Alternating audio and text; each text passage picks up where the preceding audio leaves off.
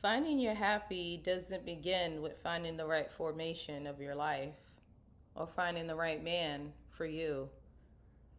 To find your happy, you have to find yourself first. Let's talk the pursuit of happiness on today's Dear Single Women's podcast.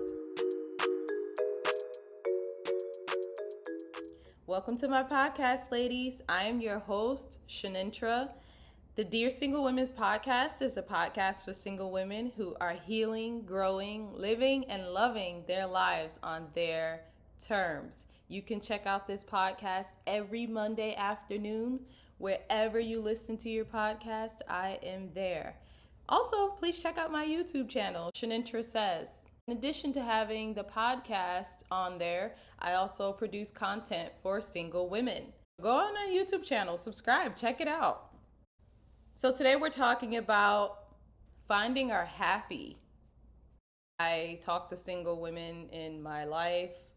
As a single woman, I have a lot of single female friends, and I noticed it a little while ago that I talked to 3 different people, and they all wind up saying the same thing. 3 words. I'm not happy. This is not a back burner issue, but this is something that you have to focus on now. Now, as in right now. If you're not happy, if you really search your soul and say, I'm not happy, you may have joy, but you're not happy, you need to focus on that now. You have to build a life that you want to wake up to. How many of you wake up and you don't even want to get out of bed because you know what awaits you? The same monotony. You have to build a life that you want to wake up to. It starts with that. It starts with getting out of bed. This is important. This is super important. So, I first want to ask you, who are you? If you want to find your happy, you got to find you. So who are you? Do you know who you are? Do you know who you are apart from work, your responsibilities, your duties, the things that fill up your day? Who are you apart from all of those things? I just want to give you some ways to think about who you are and to uncover who you are. This is not something we spend time doing, especially as single women. We feel like oftentimes the world is on our shoulders, right? We're grown women. We have to live our lives. We have to do what we have to do. We have to make our lives work for us, and we work hard. And we don't have a support system a lot of time. And we don't get time to sit down and think about this. But I would like to invite you into this space right here. Let this be your time. I encourage you to even pull out a pencil and paper. If you journal, pull out your journal right now. We're going to work through just some things to get you thinking and uncovering the real you, because you'll never know what makes you happy until you really know who you are. So go grab your stuff, hit pause, come on back, and let's get into this. And I'm going to do this with you. All right, so my first thought exercise is, I want you to describe yourself to me, but I want you to take out all the basic facts about you. I'll use myself for example. So I could tell you my favorite color is green and blush pink. I love blush pink, but green and blush pink are my 2 favorite colors. And I could say that, and you can say, yeah, so it is for a million other people in the world, right? Or I'm a teacher. That's a fact about me. Okay, and so are millions of other people in the world. I'm tall. That's another fact about me. I'm a tall woman, and there are many tall women in this world. That doesn't really tell you too much about me.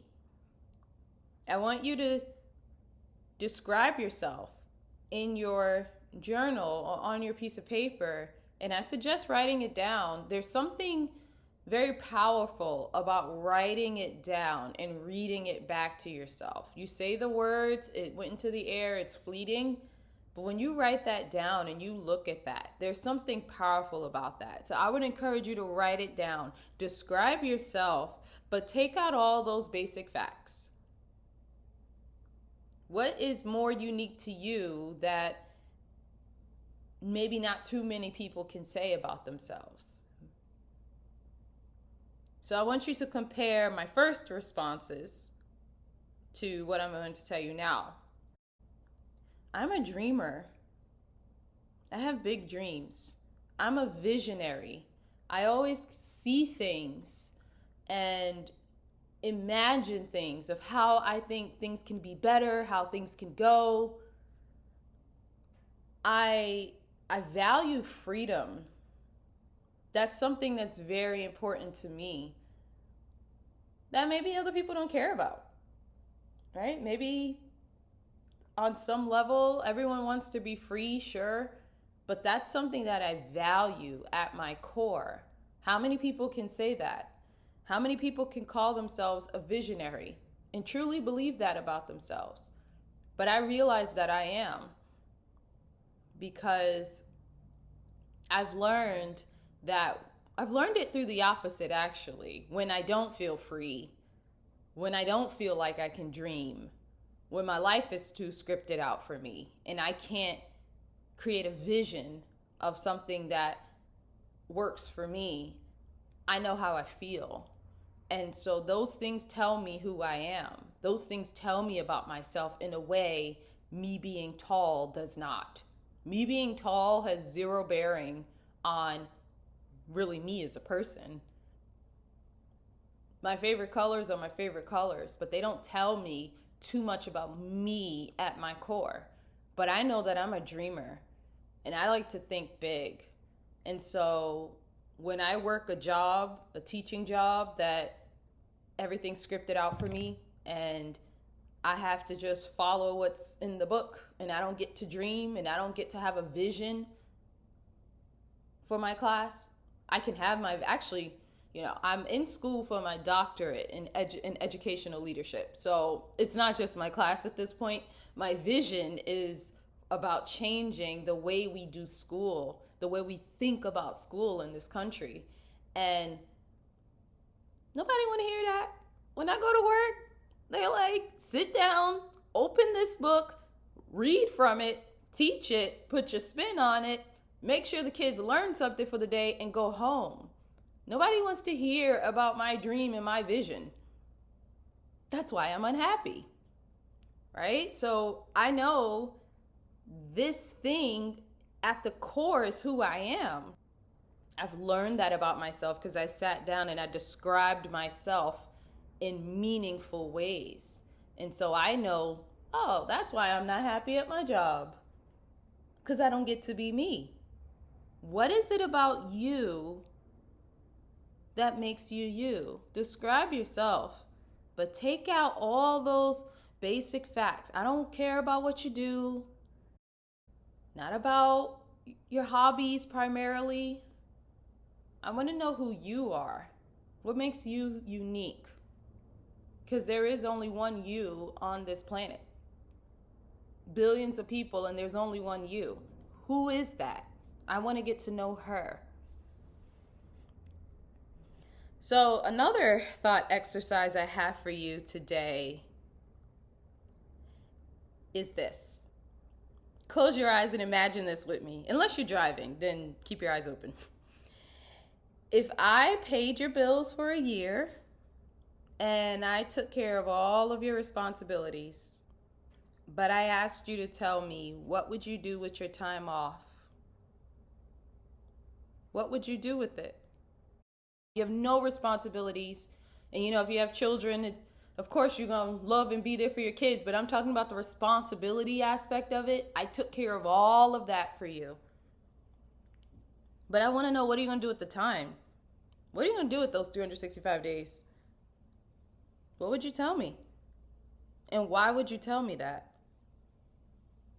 I want you to design your life, ladies. In this exercise, it's about designing your life. We don't get to do that because we're too busy thinking of, well, I got to make sure I can make this rent. And I got to make sure that all this is taken care of. And I got to make sure this. I got to make sure food comes on my table, right? Because you don't have that second income right now. We don't get the space to dream and design our lives because we got to be practical. But for this time together, I want you to design your life. What would you do with that year? And I want to know not just what you would do with that year, but how can you take that beautiful design that you create? How can you take that and bring that into today? Because remember, you need to build a life that you want to wake up to. I don't really have an example for this one because it was just something I thought of last night, and I didn't get the chance to sit down and actually think about this, do this thought exercise. So we're literally going to do this together. Once I finish this, I'm going to sit down with my journal and I'm going to think about what I would do with that year. Travel is like my favorite thing to do, but I'm trying to get even deeper than that because, again, many people travel and many people travel for many reasons. What's my reason? Why would I choose that? If that's what I would choose, I don't know. I got to sit down and think about that because I've never had anybody offer that to me. I've never even thought about that being a possibility.